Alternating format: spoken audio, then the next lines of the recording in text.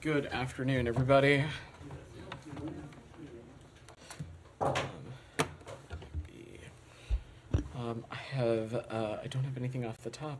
So Daphne, you want to kick us off? Yeah, thank you so much. Yeah. Prime Minister Netanyahu said today that Israel will carry out an operation against Hamas in Rafah, regardless of whether or not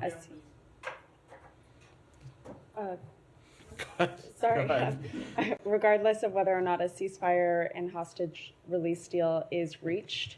Is it still the case that the U.S. hasn't seen a credible plan for entering Rafah, and what will you do if they go ahead, as Netanyahu is warning? That is correct. Continues to be the case that we have not seen a credible plan that would address the varying areas of concerns that you've heard me talk about a number of times from up here and others. Primarily, the ability to address the serious humanitarian concerns surrounding. Again, Rafah is a region with more than 1 million people seeking refuge. It's an area that continues to be an important conduit for humanitarian aid, as well as a safe departure for foreign nationals. And so, any kind of operation that does not address some of these key concerns would certainly be opposed by us. I'm not going to get into any hypotheticals, but this is something we're continuing to engage with our partners in Israel. Conversations continue to be happening at all levels, and we'll continue to press forward on those conversations and asking for what their plans may or may not be as it pertains to Rafah. And are you concerned that this warning that they would go ahead with whether or not a ceasefire and hostage deal is reached could derail hostage talks? I'm not going to speculate on that. What I can say, Daphne, is that we remain committed to reaching a deal for the immediate, for an immediate ceasefire that it secures the release of hostages and allows for additional steps to be taken in terms of surging humanitarian aid, and something that we hope will help bolster the protection of civilians as well. Follow up on that? Yeah, Israel's track record in heeding to the U.S. Statements or calls could be arguably not great. What gives you confidence, or what makes you think that Israel would in fact listen and hear your calls not to go into Rafah? I dispute with the premise of that a little bit, Leon. Over the course of this conflict, there have been a number of endeavors in which the United States has pressed for that we have seen our partners in Israel undertake, dating back to the beginning of this conflict, even in the early days of this conversation that we were having around humanitarian aid. We also continue to see steps being taken as it relates to their cooperation on a number of other lines of efforts in the humanitarian aid space. But both, look, when it comes to humanitarian aid, when it comes to the protection of civilians, and when it comes to a potential operation in Rafah, our answer continues to be we need to see more. We need to see more steps being taken. And as it relates to an operation in Rafah, we have yet to see a credible plan that would address the underlying concerns that I laid out to Daphne. Olivia, go ahead. Yeah. Just because the secretary was also asked about this not long ago, he said that the U.S. views on this were well known, but he didn't address part of the question that whether Israel had in fact committed to present a military and humanitarian plan. So absent the plans themselves, has there been a formal commitment from the Israeli government to present those plans before launching any ground invasion? I'm not going to be a spokesperson for the government of Israel. Through the strategic consultative group that you have seen National Security Advisor Sullivan and Secretary Blinken undertake their consultations with counterparts in Israel, discussions at those levels and through other interlocutors as part of those engagements. Those conversations are ongoing. As the Secretary said, the United States position on this could not be clearer. For how long we've been talking about this, we have expressed our serious concern about any kind of operation that does not address some of these key pieces, and will continue to stress and raise these very important issues. Thank you. I mean, I totally appreciate not asking you for the Israeli perspective on this, only whether the U.S. has actually received a commitment from the government to have formal plans presented prior to any invasion. I'm just not going to speak to further specificity about this process. I have two others on the region. Mind if I jump to Jillian, who's that, and then I'm sure we'll get to everybody. Go ahead.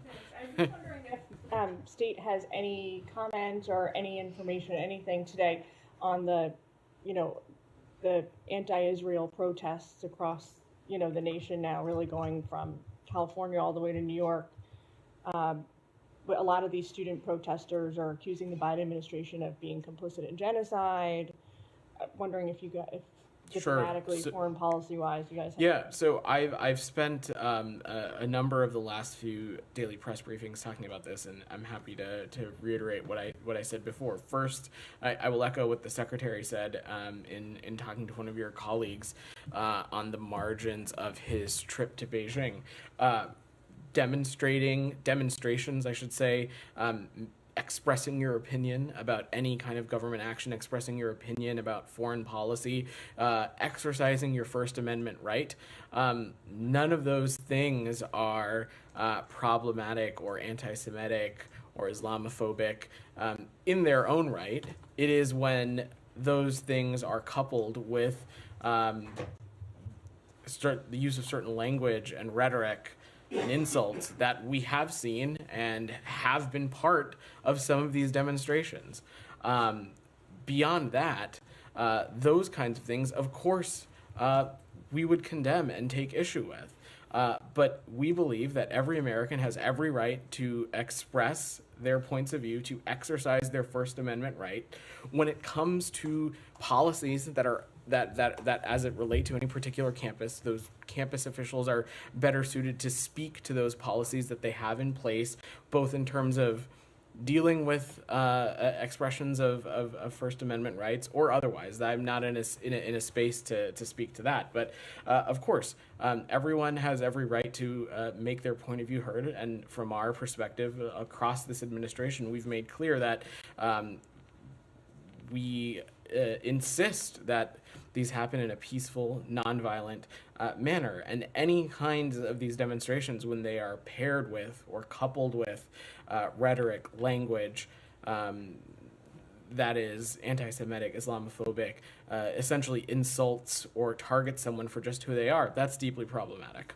Quick follow-up. One Yeah. thing that's kind of new, Yeah. as far as I'm aware, is you're seeing regimes now like the Iranian regime. China started to weigh in, the government, and criticize the Biden administration's response to these protests. We saw overnight the Chinese saying that the way, the U.S. government is responding is violating these students' rights. Do you have a comment on So, adversaries look, using the opportunity to criticize? the policies and procedures as it relates to demonstrations, protesting, things like that may or may not exist on a particular college campus or may not exist in a particular town, city, or municipality. It is certainly not in the remit of the State Department, so I am not going to even delve into that. There's other agencies that are better suited to speak to that. But what I can say broadly, we of course support anybody to be able to express themselves and to exercise their First Amendment rights.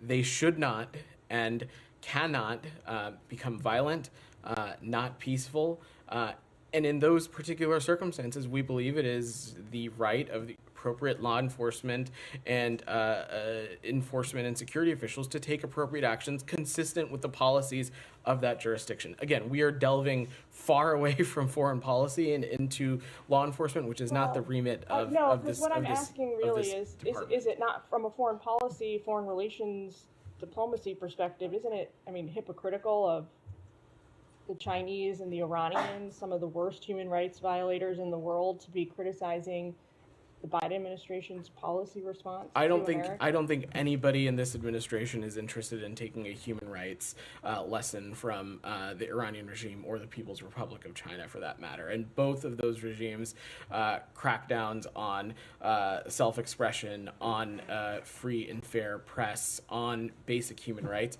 is clear. Sorry, go ahead. Just a quick follow-up. Hold on.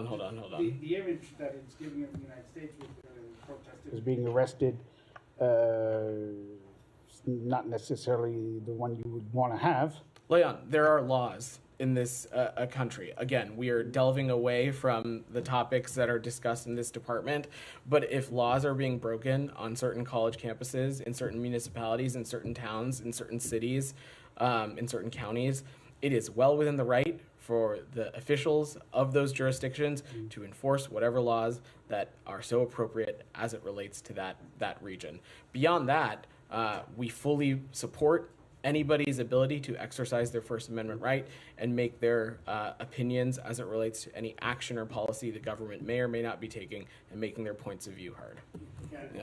Thank you. I just Cite. have follow-ups, and then I have a couple of questions of my own. Now, in response to Jill, you said there are certain things that are being said in these protests that you have issue with. Could you share some of those with us? I'm not going to repeat them from up But here, you made an but assertion that you are obviously in command of. What are these statements? How do you know? Said, there have been a number of these demonstrations in which the imagery, in which the language that has been written on some of the poster material has either been akin to what I would believe to be anti-Semitism, but we've also seen expressions, rhetoric, signage that is akin to Islamophobia and the targeting of Arab American and Palestinian Americans as well. Of course, any kind of language or rhetoric in that space is concerning, troubling, and unacceptable. But again, we fully support people's ability to peacefully make express their First Amendment rights. Now, on the statement by the Israeli Prime Minister on Rafah, I mean, he's saying very plainly that whether there is a deal or there is no deal, I'm going to storm Rafah. And you don't have a position on this? I mean, he's not waiting for a deal. I think our position on Rafah, I really don't appreciate you side twisting my words or the words of the secretary or other officials up here. We've made our point of view. The Prime Minister of Israel I understand your question.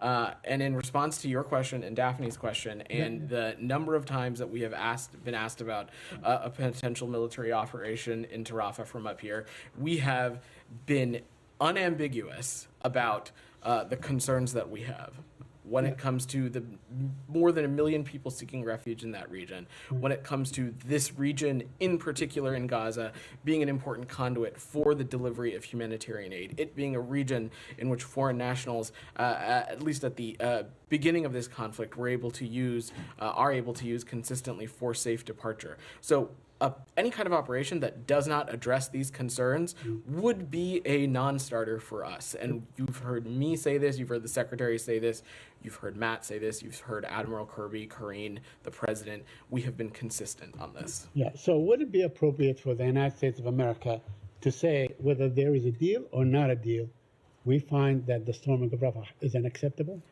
We have been pretty clear about that. Very clearly. We have been very clear that any kind of military operation into Rafah that does not address these concerns would be unacceptable to the United States. Right. Now, I have a question on the humanitarian situation. Officials at the United States Agency for International Development, USAID, leaked a document that says that the Israeli government intently,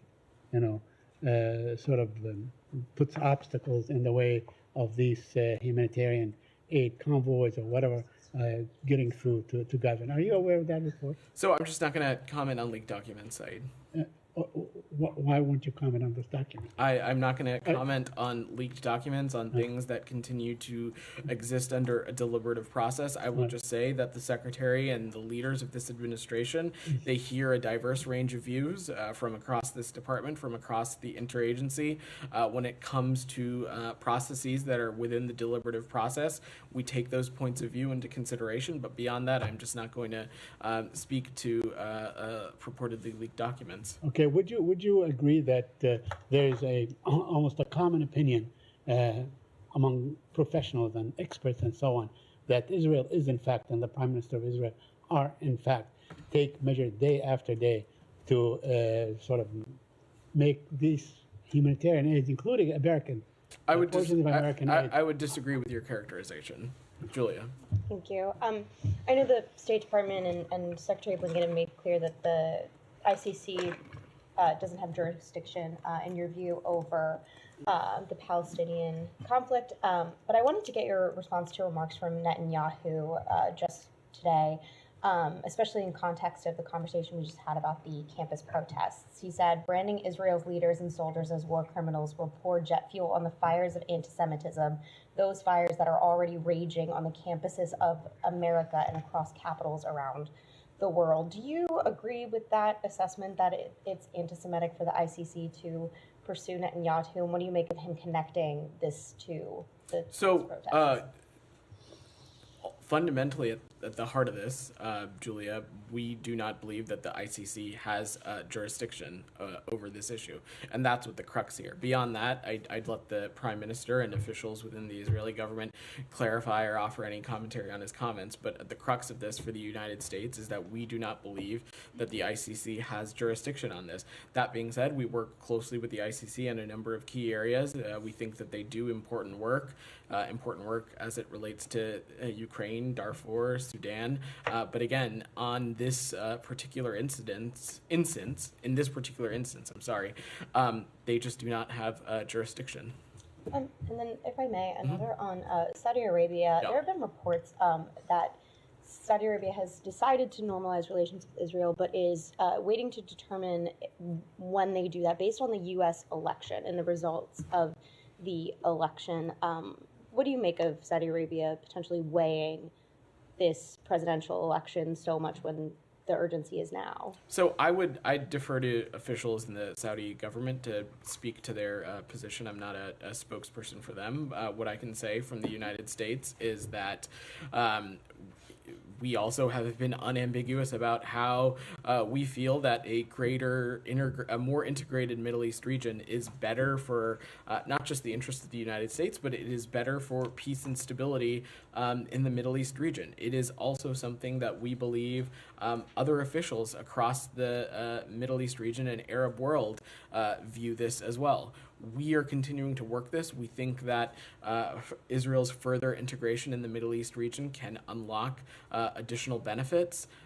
It can offer greater security, which is in the interest of the United States. It's in the interest of the people of Israel, and it's also in the interest of other partners as well. But of course, we also are continuing to stress and underline the importance of doing everything we can to reaching a deal for an immediate ceasefire, one that releases the hostages, one that allows a surge of humanitarian aid into the region as well. Go ahead, Nadia. I don't know if somebody asked you about this or not, but I want to ask you about the Amnesty International report. Go ahead. Okay. So basically, Amnesty just published its report. I don't know if you've seen it in details, but they say there is a reasonable evidence that Israel has committed war crimes, gross violation of human rights, and violation of international humanitarian law. I'm just wondering, I mean, with something as serious as this from a very reputable organization that normally use it to talk about rogue states, etc., when they finding and they publish their reports, why the State Department still now has not published anything to either contradict or to support other human rights organizations being talking about what's happening in Gaza? So first, I've not seen that specific report, Nadia, but I think you were in the briefing room just about a week and a half ago, in which we when we unveiled the 2024 Human Rights Report, in which there was in fact a section outlining Israel and the Palestinian territories. When it comes to the current conflict in Gaza, and I've spent a number of days talking about this, we are continuing to assess what is happening on the ground.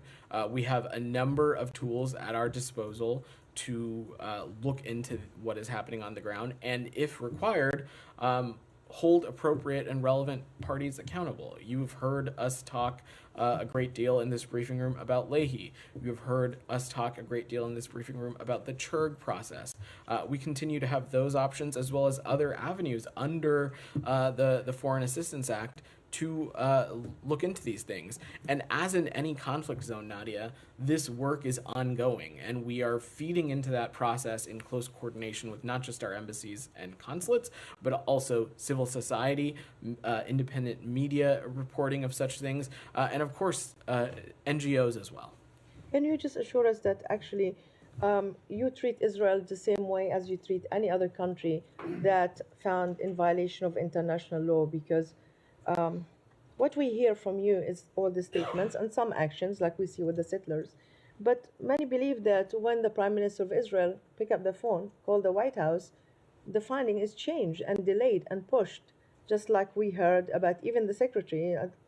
We were together in Italy when he assured us that we're going to hear about this report about the Leahy report and the violation of using U.S. weapons, but we haven't heard about it. So I just wanted an assurance from you that actually Well, you're taking these things I serious. spent about 50% of the daily press briefing yesterday talking about it, so I would take issue with how you laid that out. There are absolutely, we hold Israel to the same standard that we hold any country with, and that is with in Gaza, outside of Gaza, anywhere. International law, international humanitarian law needs to be followed and it needs to be abided by. And when we find violations or when we find issues that are concerning, not only do we raise them with the Israeli government, we will take appropriate actions consistent with the systems and tools that we have in the United States to take appropriate actions. I spent a great deal of yesterday talking about the Leahy process, in which we found 5 violations of gross violations of human rights. So when we see issues, we will not hesitate to take appropriate action. There is no different standard or different set of rules when it comes to any country on which we have a relationship. Okay, just one final clarification. The secretary said that the offer they give to Hamas is generous. Who decide what is generosity? Is it the United States and Israel? What does it? Is it Arab partners in the Saudi summit that they decided is generous? I mean, I guess my question: how do you define what is generous? So Nadia, over the course of this conflict, we have seen Hamas move the goalpost, renege on agreements that they have made as relates to part of this deal. And so the secretary was simply underlining the fact that we are in this position in which Hamas has a generous offer on the table, and it's imperative for them to move and to act on it as swiftly as possible. Olivia, go ahead. Yeah. Just one point of clarification on Leahy, which I know you amply addressed yesterday, but you mentioned yesterday that the process was open-ended, right? It was subject to the MOU that exists between the Israeli government and the United States.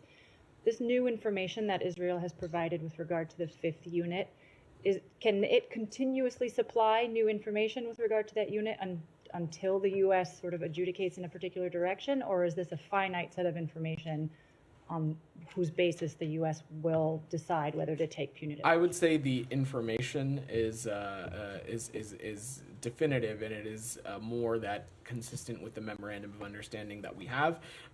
We are bound by that to consult and engage with officials in Israel on the process, on steps that they may or may not be taking, and we are assessing all of those things to ensure that they are in standard with what is laid out in the Leahy law. And if not, as I said yesterday, there will of course be a resistance of a restriction on applicable U.S. assistance. And then a separate question on aid. Yeah.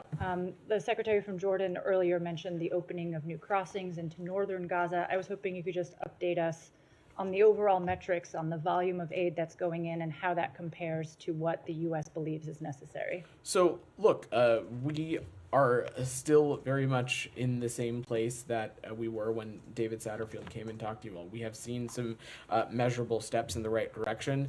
Northern crossings, including Erez and Zakim, are preparing to reopen. We are seeing that routes from Jordan and Ashdod are showing progress, but not fully yet realized. And southern crossings, specifically Kerem Shalom and Rafah, have seen some fluctuating numbers of trucks, but trending in the right direction. This is all to say that we still need to see more. And some metrics that I can offer is that on April 25th, approximately 303 trucks entered Gaza, according to the UN, 282 trucks via Kerem Shalom, and 21 trucks via Rafah.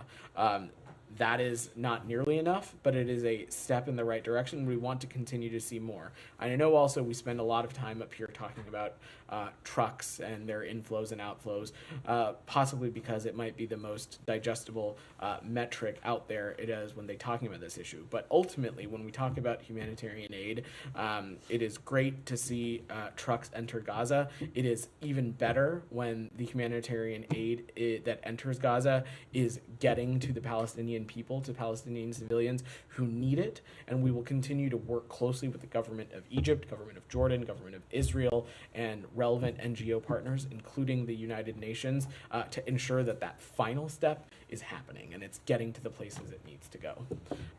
Go ahead. I've asked several times about the right to defend oneself for Palestinians, and out of this room we've heard that the U.S. does not exhibit any double standards. And today in the West Bank, the Israeli occupation forces chased, beat, and threw off a roof a 32-year-old man, Palestinian man, Hassan Mansia, near in the Hebron district.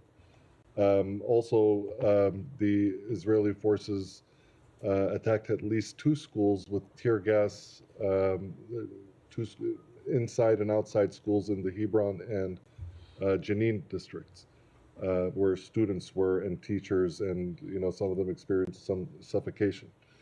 Since October 7th, we've had 95 miners that have been killed in the West Bank. I asked before, do Palestinians have a right to defend themselves? I'm not talking about rogue individuals. I'm talking about as far as a legal authority to defend Palestinians. Does the State Department view that Palestinians have a right and duty to defend themselves? So, look, I have not seen those reports that you outlined. I'm happy to look into them, and I have no doubt our partners in the IDF may be able to share more. What I can say is that actions like these, if true, they are destabilizing. They contribute to a deteriorating security situation, and they are not in the interest of Israel's own security. And when we have seen actions like this, when we see actions from, we believe quite strongly that these kinds of activities take us away from a two-state solution, and they feed into further instability. Okay. But does the Palestinian Authority have the right to defend its citizens? Absolutely it does. Absolutely it does. Okay. Go ahead. Follow up on the campus protests. Question. The U.S. government, everybody from President Biden on down to here at the podium, has been quick to call out anti-Semitism at these protests, but there's also been an enormous number of examples of Islamophobia and racism from counter-protesters. Why doesn't the administration denounce that as well? And would you do that here? You can check the transcript. I did. Well, and let me ask you about Netanyahu's, the news on Netanyahu today, where he said that even if there's a hostage deal, they're still going Ryan, to you gotta be on time. You gotta come to the briefing on time. You get asked about that this morning. too. Come on, man. Okay. Go ahead. Thank you. Thank you. Today, photos of pair in Gaza were published. My question, will the Palestinian Authority, PA, be the one who will control this pair? Sorry. The port. Today, there is photos of this port published. I wonder if the PA, the Palestinian Authority, will control this port in Gaza? I do not believe that the Palestinian Authority has a role in the maritime corridor, but I am happy to defer you to my colleagues at the Defense Department and USAID to speak to this process in a little bit more specificity. Don't you think this port will build over the Palestinian territories, and should Palestinian people have the authority of this port? So broadly, when we were talking about the future of Gaza and the future of a two-state solution and ensuring that Gaza is no longer a launch pad for terrorism against the Israeli people, part of that for us, of course, includes a Gaza that is reunited under the Palestinian Authority. But as it relates to this maritime corridor, I'm I do not believe that they have a specific role, but that being said, my colleagues at the Pentagon and USAID may be in a better place to speak to some of the more logistical components of this. Go ahead, in the back. Thank you, Vedant. I just wanted to ask about the Aras border crossing. Sure. It's obviously reopening in the north weeks after protesters' call with Netanyahu. What should we read into the timing of this opening, considering that Blinken is now there to request more aid and also this ceasefire deal hangs in the balance? I would not read anything into the timing of this beyond us just stressing again that all of these things need to happen as swiftly as possible, but we also fully understand that there may be steps that need to be taken in when factoring in vetting, safety, other things as it relates to crossings that are used for the inflow of aid. We are not naive to the fact that this is a process, but look, we have been clear that we need this to happen as swiftly as possible. And I just want to touch on some of the other questions as well. Yeah. Was it the US's aim to try to beat the clock on a Rafah invasion by getting this ceasefire deal in place beforehand? And if so, have Netanyahu's comments this morning altered that at all? It's not about beating any clock. If you go back and look at the history and trajectory of this conflict, there have been a number of instances in which we have been hoping, encouraging, working tirelessly for a deal that would release the hostages that we hope would be partnered with some kind of ceasefire. That has been our position for quite some time. And simultaneously, as it relates to Rafah, it has also been our position for quite some time that any kind of operation that does not address the sort of various components of humanitarian concern that we have would be unacceptable to us. Thank you. Yeah. Go ahead, in the back. Thank you Yeah. so much. Any comment on John Bass' trip to Doha and Islamabad? Was the meeting with Taliban official in his schedule? So, as you so noted, Acting Undersecretary for Political Affairs John Bass is on travel to Doha and Islamabad. In Doha, he'll meet with senior Qatari officials and other diplomatic missions to discuss support for Afghanistan and other shared security interests in the region. And in Islamabad, we expect him to meet with senior Pakistani officials and discuss a range of regional and bilateral issues as well. Go ahead, next. Yeah. Thank you, Vedant. Yeah. I know the State Department already talked about the Kurdistan region's local elections Yeah. some time ago, as it's been scheduled for June 10th. So now there's a discussion that should be postponed for at least 3 months. So what's your comment? So we understand that President Barzani and various Iraqi authorities and other political parties are actively considering next steps. From our point of view, we would encourage them to schedule free, fair, and timely elections, and we hope that process takes place. But I don't have anything to offer beyond that. Geeta, go ahead. Thank you, Vedant. I have Yeah. two questions on two separate topics. Great. At the White House Correspondents' Dinner on Saturday, the president called on Putin to release RF-ERL journalist also Kurmasheva. I was wondering if the State Department is following up her case into seeing whether she can be identified as wrongfully detained. So first, let me just say we have no higher priority than the safety and security of U.S. citizens overseas. And in the case of Alsu Kurmasheva, we remain deeply concerned about her detention in Russia. And to echo the president, we believe she should be released. And we condemn in the strongest possible terms the Kremlin's continued attempts to intimidate, repress, and punish journalists and other civil society actors. In terms of a wrongful detention designation, I'm just not going to get ahead of our process. There is a deliberative and fact-driven process underway. That process continues to be ongoing, and we constantly review circumstances surrounding detentions of U.S. nationals, so I don't have anything to offer there. How often? Can you tell us how often you may review cases? I am not going to speak to the specifics of this process. Okay, another one on Burkina Faso. Yeah.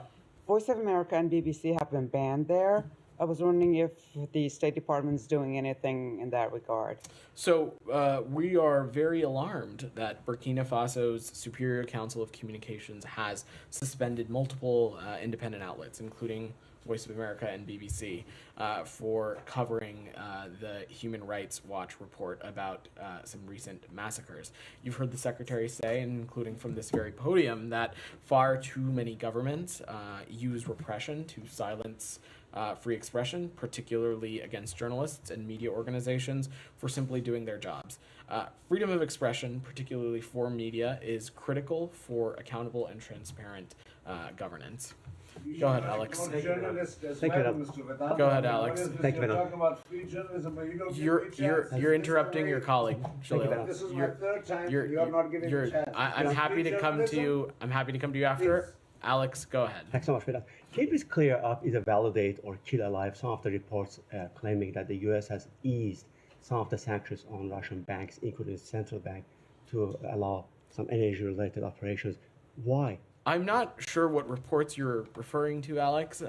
What I can just say broadly, though, is that when it comes to our efforts to hold the Russian Federation accountable for its infringement on the territorial integrity and sovereignty of our Ukrainian partners, we have not taken our foot off the gas going back to February of 2022 since this invasion occurred, and we will continue to take steps both to continue to support our Ukrainian partners, but also through sanctions, export controls, and other measures, hold the Russian Federation accountable. So there is no shift at all? There is no policy shift at all. Thank you. On Poland, Poland today handed official request to the United States to host nuclear weapons in Poland. Do you have any reaction? I don't have any comment for you on that. I'm sure my colleagues at the Pentagon can speak to that greater. Sure, thank you. And final topic on Armenia Azerbaijan. The Secretary spoke with both leaders over the weekend.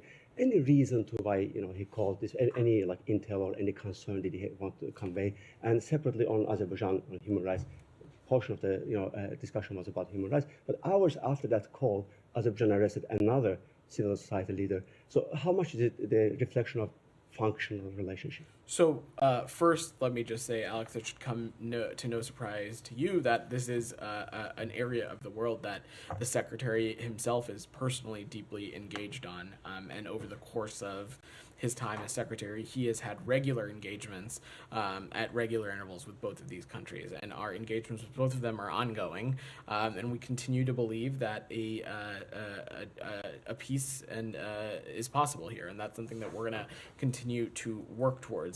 On the second question that you raised, we are deeply troubled by the continuing arrests of members of Azerbaijani civil society, most recently Anar Mammadali, and we urge the Azerbaijani government to immediately release all individuals who are unjustly detained. Jalil, go ahead. Thank you very much, Mr. Vedant, and thank you very much, State Department, for bearing with these 9 years. Just one question, and then if you allow me, I'll ask another question. How do you feel when journalists here are friends with the same podium people from the U.S. since last 2 decades, and you guys, this administration, since last 2 years, if a journalist doesn't agree with you, you just ignore them? I mean, this is the beauty of this newsroom. This is the beauty of this press room. Why you guys not feel bad to be treating somebody like this? Like, what's the reason? I'm sorry, who are we treating in what way? I'm talking about this gentleman right here. Since last 2 years. Did something happen to you? Sir, I feel very ignored. I ask one question and you pass me. I don't get First of all, it is never a guarantee that everyone gets a question every day. We try our best to get to everybody, but sometimes we're dealing with the confines of time. And I will just say, Jalil, in my time up here, and Matt's time, and Ned's time, we have taken questions from you pretty regularly. Yeah, I don't agree, but anyway, Rabia, thank you go very much. ahead. I just have a question about. You just used your one question, so I'm gonna move on now. Go ahead. I had a follow-up question on Kabul expansionism. The Undersecretary is going there. The region has terrorism going then on. You half should of the ask country that question, Jalil. Then half of Afghanistan is under no education for girls. The Undersecretary is going. How do you feel talking to a nation where terrorism is once again growing up? Today in Kabul, 6 people were killed. Every week there is terrorism. Why is the undersecretary holding talks with the Taliban if the girls do not have education? And what's your interest there? So let me just say a couple things. First, I will just, since you've gotten us way off topic, if you have a question, you should ask a question, not waste your colleagues' time about other things. Secondly, I'm not aware of any travel to Afghanistan by any undersecretary, but let me just say that when it comes to our engagements with the Taliban, we engage when it is in the United States' interest to do so. This is the best way to not just protect U.S. national interests, but also support the Afghan people. Engagement allows us to speak directly with the Taliban, and it's an opportunity for us to continue to press for the immediate and unconditional release of U.S. nationals in Afghanistan, including those we have determined to be wrongfully detained. We'll also use those opportunities to directly talk about the Taliban's commitments to counterterrorism. And of course, as always, human rights is also on the agenda. Rabia, Thank you very go much. ahead. Thank you very much. Do you have anything on the talks between Turkey and the U.S. energy firm ExxonMobil? A Turkish energy minister said that they are interested in diversifying Turkey's national gas supplies. What is your comment on this? And was this, a topic of discussion between the two countries? So I don't have any more specifics to offer as it relates to the Secretary's engagement with Foreign Minister Vedant, but let me just say I've seen those public reports, and I'm not going to offer anything additional on potential commercial negotiations. But from our vantage point, we would encourage any country to diversify its energy supply and curb dependence on Russian energy. And to just broaden the aperture a little bit, Turkey has played a very important role as the host of the Southern Gas Corridor in helping diversify European energy supplies and European gas supplies away from dependence on Russia. And as the host of multiple LNG liquefaction facilities, which have received a lot of American LNG since the beginning of Russia's full-scale invasion in Ukraine. Can I have a quick one on Middle East? Sure. Do you have any comment on the Hamas and Fatah leaders meeting in Beijing at the invitation of China? What is your comment on dialogue between Hamas So and our message on this has been what it was since October 7th. If any country purports to have influence or relationships with Hamas, the message is quite clear. Release every single hostage, and it can no longer be business as usual. They should call on Hamas to lay down their arms, and that is the best and fastest way to get us where we need to be. Taka, go ahead. So the family of the Japanese nationals abducted by North Korea met state officials this morning. Do you have any detail about the meeting? Who met the families? And how did you describe the meeting? So I'm happy to check if there's any specific officials that we can share, but the U.S. stands with the long-suffering relatives of Japanese abductees, and we continue to urge the DPRK to right this historic wrong and provide full accounting of those that remain missing. And we don't have any other meetings on this to announce at this time. Details? I'm happy to check some more specifics, but I don't have anything for you. Go ahead, DR. Thank you, Vedant. You talked about the Kurdistan region's election, but I need a clarification on that. What do you mean when you say that you encourage them to schedule a free and fair election? Because it's already been scheduled for June 10th. Does the U.S. support rescheduling that election? Our understanding is that President Barzani and various other authorities are actively considering next steps, and we will let that process play out before commenting. Do you support rescheduling this election? That's not for us to decide. What we would encourage is for these elections to be scheduled and for them to be free, fair, and credible. But beyond that, our understanding is that President Barzani and various other entities are actively discussing additional next steps. Go ahead. Sir, Pakistani ambassador in Washington, D.C., Sardar Masood Khan, recently talked about the importance of Pakistan-U.S. security cooperation and the need to bolster Pakistan's defense capabilities due to regional challenges. Do you have something to tell us what kind of strategies or initiatives both of our countries are working out to enhance security cooperation? Yeah, so the United States and Pakistan have a shared interest in combating threats to regional security, and we support Pakistan's efforts to combat terrorism and ensure the safety and security of its citizens in a manner that promotes the rule of law and protection of human rights. Our partnership with Pakistan on security issues includes, of course, a high-level counterterrorism dialogue, funding robust counterterrorism capacity, and building programs and supporting a series of U.S. and Pakistan military-to-military engagements. The Washington Post's latest article revealed that Indian Prime Minister Modi inner circle, including spy chief Samant Goyal and even the National Security Advisor, were aware of the assassination plot on a Sikh activist in New York. So how concerning is this for you? So we continue to expect accountability from the government of India based on the results of the Indian Inquiry Committee's work, and we are regularly working with them and inquiring for additional updates. We'll also continue to raise our concerns directly with the Indian government at senior levels, but beyond that, I'm not going to parse into this further, and we'll defer to the Department of Justice. Julia, go ahead. On Sudan, I want to follow up on the UN Ambassador Thomas Greenfield's comments, calling it the potential for a large-scale massacre. And she also said that the U.S. is appealing to countries, including the UAE, to stop support for the warring parties. Has any progress been made with the UAE and other countries, and what is the U.S. doing to try to prevent this catastrophe? So, to put it bluntly, as Ambassador Thomas Greenfield said yesterday, we certainly do not view this as conjecture, and we are seeing the possibility of history repeating itself in Darfur in the worst possible way. There are credible reports that the RSF and its allied militias have razed multiple villages west of El Fasher and are planning an imminent attack on El Fasher, putting 500,000 internally displaced persons at risk on top of the 2 million Sudanese who call El Fasher home. We also know, as the ambassador said, that both sides are receiving weapons and other support to fuel their efforts. And we've directly raised our concerns about reports of UAE support to the RSF with our Emirati partners. And we have made clear that the provision of arms to either side only deepens and prolongs the conflict. Go ahead, Daphne, and then we're going to wrap. Thank you.